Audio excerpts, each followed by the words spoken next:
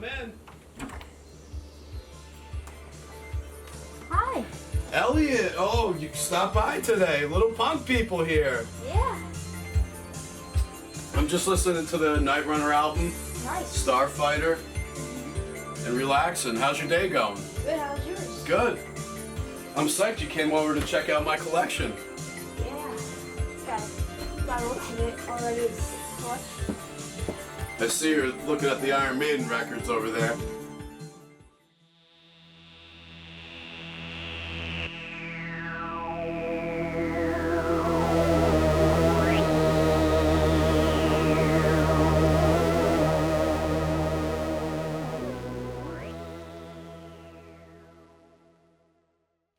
Hey Elliot, I know you wanted to see these today and you were asking about them, so this is Misfits Horror Business, yellow vinyl, original one for you. Check it out. Wow. And this is actually the alternate cover for the Horror Business, which Glenn didn't like and he wanted them thrown away. Some survived. This is an actual copy from Bobby Steele. Night of Living Dead original 7-inch.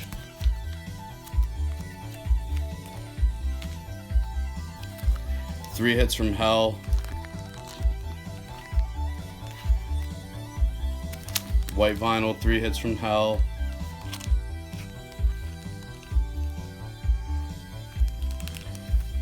Who Killed Marilyn? Glenn actually signed this in 2002 outside Tower Records in Manhattan. It was a really fun day.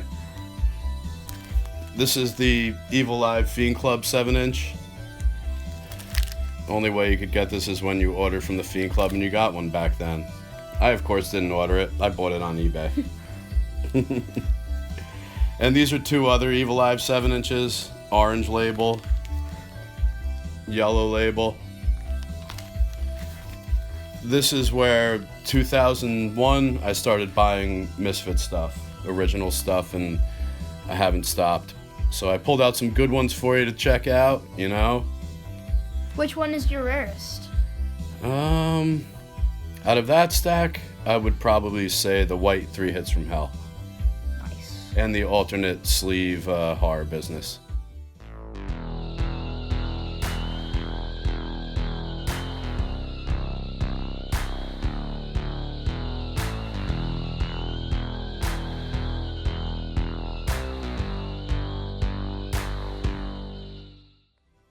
This one is a Sam Hain Initium. It's a black marble copy.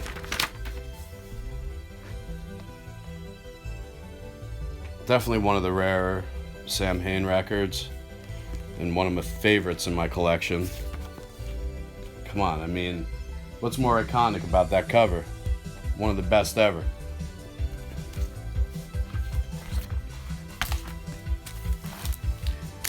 Orange November Coming Fire. One of my favorites. I got London to sign this on the Legacy Tour in California. I love that color. Legacy of Brutality, red vinyl.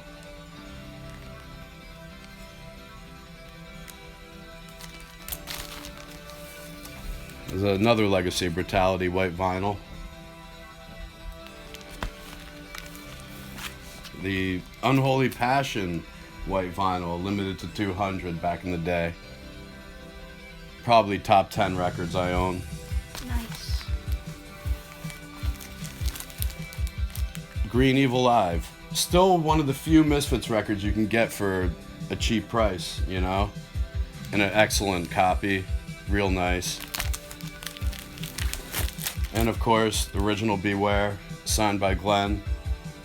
Outside Tower Records, probably 2002, I think.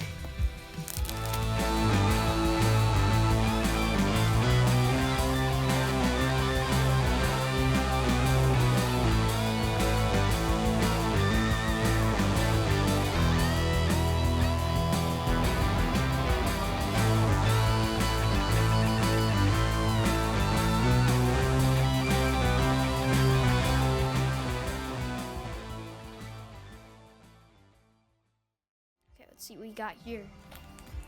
These are some of my favorites. Slayer sealed Rain and Blood original copy. That's one of my favorite Slayer See, you albums. know. And that Descendants. Descendants, I took this out specifically for Elliott because I know he loves them. Red vinyl copy, original. Now this is probably the holy grail for me of my records that I really love is the original Kiss self-titled promo copy, white label, really, really nice shape. And I took this out for Elliott to see. It looks beautiful. Venom, I got this signed by Kronos back in at Maryland Death Fest a few years ago, and he was psyched to sign it, which is really cool. And, you know, Elliott loves Venom, so I had to take it out for him. Love metal. This is a really rare album, Cursed 3. They released this at one show, handmade. I think there's like 85 copies of it. Yeah, I was right. And I got number 66. Really took me a while to get this record, and I'm really glad I did. Now, I know you love Danzig and the Misfits, Elliott, so Yep. we had to take out original How the Gods Kill, 3. I love that album art. They don't make it like this anymore, H.R. Geiger cover. Now this album here has been causing quite a stir lately, and it's Coven, Destroys Minds and Reaps Souls. You probably haven't heard it, Elliott, but... I haven't heard it, but it looks awesome. Yeah, I mean, look at that cover. 1969, psychedelic, folk rock. This is actually a Canadian pressing, which you don't see too often. Black and silver labels. Oh, nice. But the stir with this album is everyone's claiming who did the Devil Horn sign first. It was Ronnie James Dio. It was Ozzy. Coven did it first on the back of their album cover, and there's live shots of them doing it in 1967. So, I mean, I didn't know that until like 10 years ago. Not everyone knows that, but this was the start of it.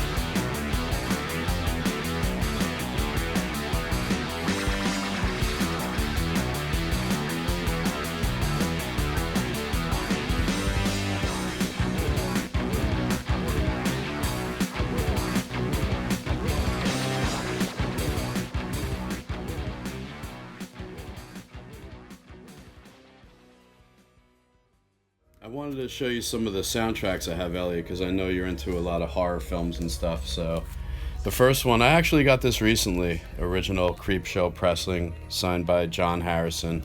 Really nice copy. I really want to see this movie. You should have seen it already. Now, Revenge of the Ninja, this is a really cool soundtrack. Excellent movie. I probably watched this film at least 30 times as a kid. It's definitely one, if you haven't seen, you gotta watch it. Blood Feast and 2000 Maniacs by Herschel Gordon Lewis. Two amazing films that are really close to my heart that I love. This is actually a Shining French pressing that I got in the early 90s. It was actually the first soundtrack I ever bought, and I paid $10 for it at a convention, and it's been here ever since. I love that movie. Rad. This film I probably watched a million times, and just a record that I've always wanted to own. Some of the best songs on this soundtrack, and someone recently bootlegged it a million times, but the original is really cool. Demons 2. This has a lot of really cool bands on it. The Smiths, Dead Can Dance, Love and Rockets, Peter Murphy. All right, Exorcist, Japanese soundtrack, and I got the 7-inch there too, with Tubular Bells and another song. They're both really cool. Original Hellraiser soundtrack signed by Doug Bradley. They're actually reissuing this one soon. I think, I can't remember. I think Waxwork is doing it, but it'll be rad. And of course, The Thing, one of my favorite soundtracks of all time. I actually got this not too long ago, maybe 6 years ago. My buddy called me from a store and said, "Hey, they have the Thing soundtrack here. You want me to get this for you?" Then buy it for me. And it's been here ever since. For this album, Number of the Beast, it's literally one of my favorite albums that they've ever released. Of course, I love Number of the Beast, the song. I love the album cover, how it's like the devil's almost like a puppet. What's some of your favorite songs from this album? I like Invaders a lot. Children of the Damned. And that album cover, it's amazing because there's generations that discover Iron Maiden in that album cover and they just fall in love with it. And it's really something when you think about it. It just lives on forever. Like Iron Maiden, Number of the Beast will live on forever.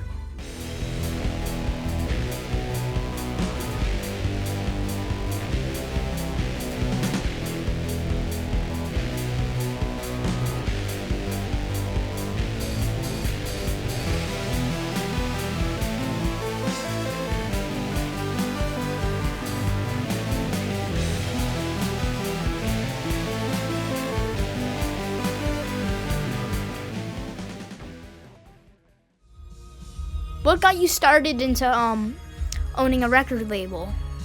Well, it's something I've always wanted to do, and I met one of my friends, Mike, a few years ago, and we hit it off. He's from Connecticut, and we talked about doing a record label, and I said, let's do it, let's try it, see what happens. So we've done about 14 records in the past 4 years, and we're still going.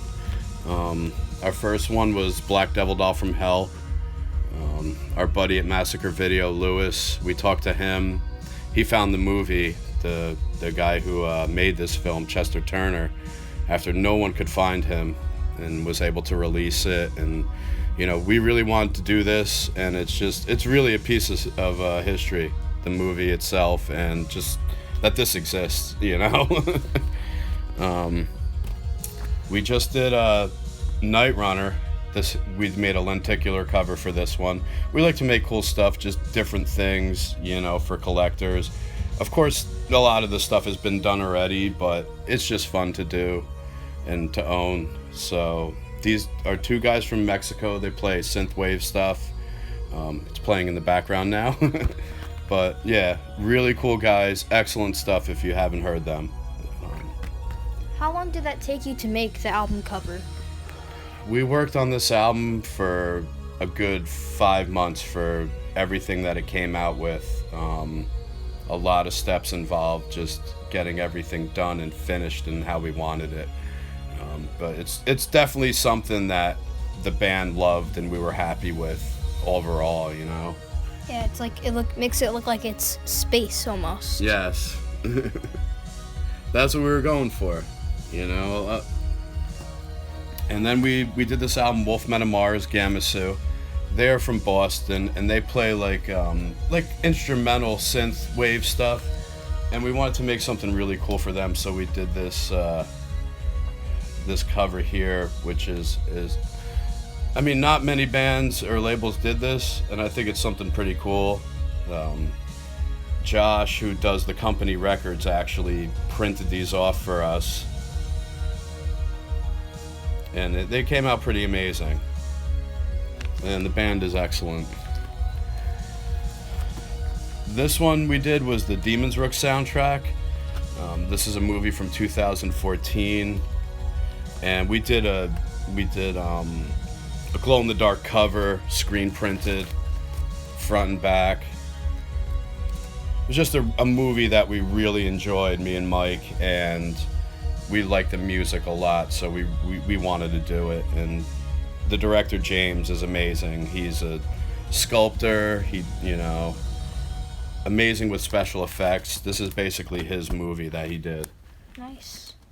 Another Wolfmen of Mars record, which was really cool that we did.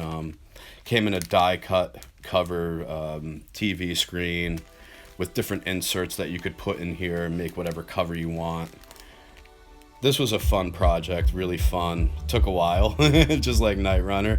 Everything takes a long time, but when you finally get it in your hands and you're putting it out and you're happy and the band's happy, it's a great feeling. Yeah, it's good to go the extra stretch.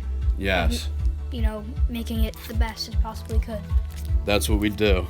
And then a band, Merlin from Kansas City, we made these screen printed leather sleeves, and the name of the album's Electric Children.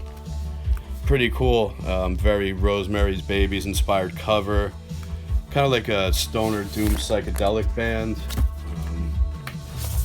Really nice copy, great band, and it's just a good feeling working with people that have faith in you and you have faith in them, and it occupies my time. What's in this room? Maybe we can make a video for that next time, Elliott. I'm still working on that room. It's awesome looking though so far.